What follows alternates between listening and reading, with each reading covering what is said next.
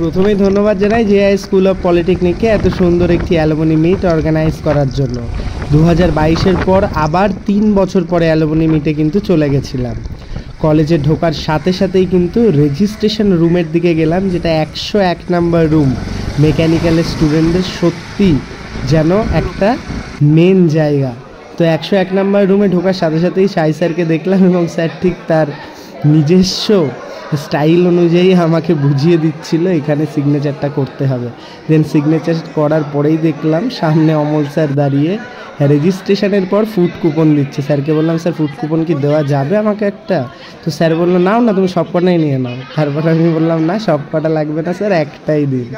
তারপরে দেখা হয়ে গেল সেই জুনিয়রদের সাথে যারা এখন অনেকটা বড় হয়ে গেছে। তারপরে একটি কারেন্ট স্টুডেন্ট আমাকে ব্যাচ পড়িয়ে অ্যালুমনি মিটের এই দিনে ইনভাইট সেরে সমস্ত কিছু কমপ্লিট করলো। তারপরেই আমি ক্যাম্পাসটা ঘুরে দেখছিলাম। কলেজে প্রায়ই যাওয়া হয়, সেই ক্ষেত্রে এই রকম কোনো বিষয় নেই যে ক্যাম্পাসের প্রতি ভালোবাসা চিরজীবন ছিল এবং থাকবে।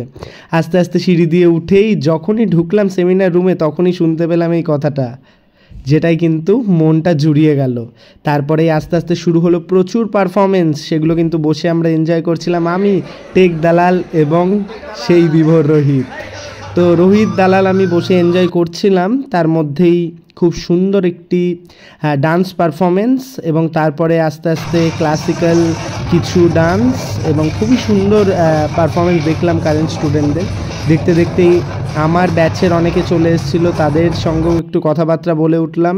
জয়িতাদের খুব সুন্দর একটি সং পারফরমেন্সও শুনলাম। তারপরে এই রকিং ডান্স, যেটা যেন অ্যালুমনি মিটের সবথেকে গুরুত্বপূর্ণ জায়গা। Pursuing BTech from JIS college of engineering, final ইয়ারে রয়েছি। এই কলেজের মেমোরিগুলো সত্যি ভোলার মতো নয়।